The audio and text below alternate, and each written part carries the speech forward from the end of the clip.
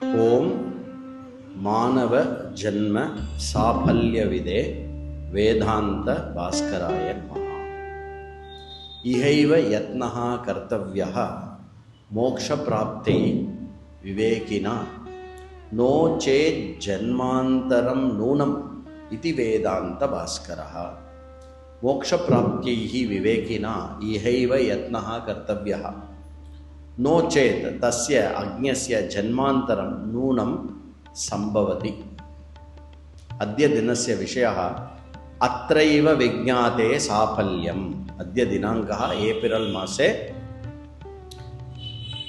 18 दिनः.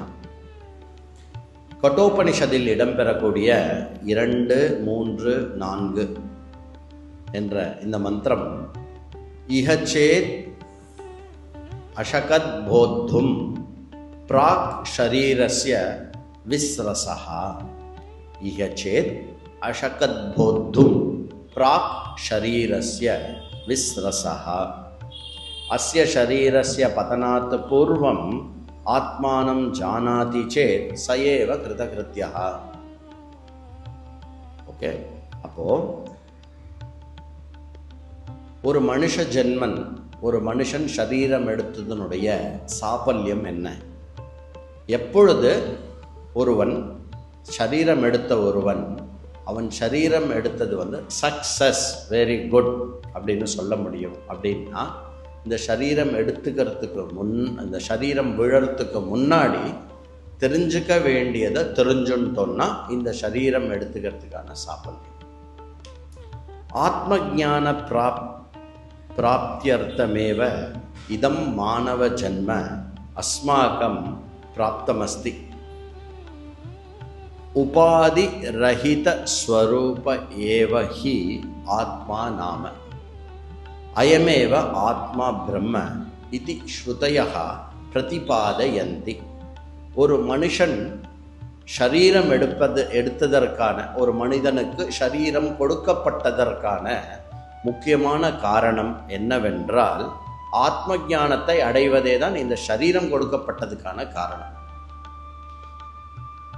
இந்த மனுஷ சரீரத்தில் தான் ஆத்ம ஞானத்தையும் அடைய முடியும். இந்த சரீரம் அற்றதாக எந்த விஷயம் இருக்கிறதோ அதை தான் ஆத்மா என்று சொல்கிறோம். அசரீரம் ஆத்மா. அந்த ஆத்மா பரபிரம்மஸ்வரூபமாக இருக்கிறது என்பது ஸ்ருதியினுடைய விளக்கம். ஆத்மனி பிரம்மத்வேன அவகதே தத் ஆத்மஜானம் பவதி, ஆத்மனி தேகத்வேன விஜ்ஞாதே தத் பிராந்தி ஞானம் பவதி.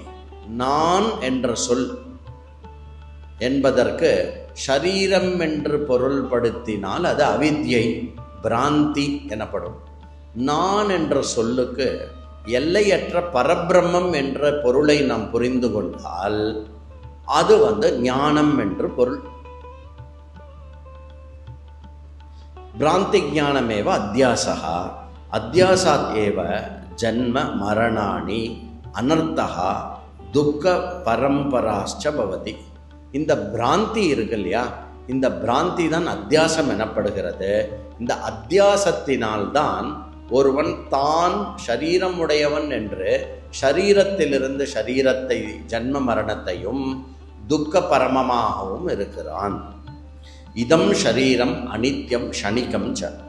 கதா குத்ர கஸ்மை கிம் பவதி இதிவா கஸ்மின் க்ஷணே அயம் தேகா பதேத். இந்த ஷரீரம் அனித்யம், க்ஷணமாத்திரம்தான் இருக்கக்கூடியது, போகக்கூடியது. எப்பொழுது, எங்கே, எப்படி இது வரும், எப்பொழுது, எங்கே, எப்படி இது விழும் யாருக்கும் தெரியாது. இதுவா ந கோபி ஜானாதி, யாருக்குமே தெரியாது. ந நியாயத்தே நச்ச ஞாத்தவ்யம், தெரியவும் தெரியாது, தெரிஞ்சுக்கவும் முடியாது. புத்தி மத்பிஹி மானவைஹி அவசியம் கர்த்தவ்யம் நாம ஆத்மனஹா விஞ்ஞானம். புத்தி உடையவர்கள் அவர்கள் தன்னுடைய கர்த்தவியமாக செய்ய வேண்டியதாக கருதுவது எதுவென்றால் இந்த ஆத்மாவுடனுடைய ஞானம் அடைவது. ஆத்ம ஞானம் எத்யபி கஷ்டமிவ திருஷ்யத்தே ததாபி நைவ கஷ்டம் கிந்து சுசுகமேவ. ஆத்ம ஞானம் ரொம்ப கஷ்டம் அப்படின்னு அப்படி தோணித்துனா அது உண்மையாகவே அது கஷ்டம் கிடையாது, அது ரொம்ப சுகமான ஒரு விஷயம். துர்லபம் அப்படி ஆத்ம ஞானம் விவேகினா சம்பாதனீயமேவ. ஆத்ம ஞானம் துர்லபமாக இருந்தாலும் விவேகிகளால் அது சம்பாதிக்கப்படுகிறது. ததைவ மானவ ஜன்ம சார்த்தக்கியம். அந்த ஆத்ம ஞானத்தை விவேகத்தை கொண்டு சம்பாதனம் செய்வதே மானவ ஜன்மத்தினுடைய பலாபலிதம். அப்பொழுதுதான் மான ஜன்மம் பலிதமாகிறது என்று சொல்லப்படுகிறது. ஓம் மானவ ஜன்ம சாபல்ய விதே வேதாந்த பாஸ்கராய நமः.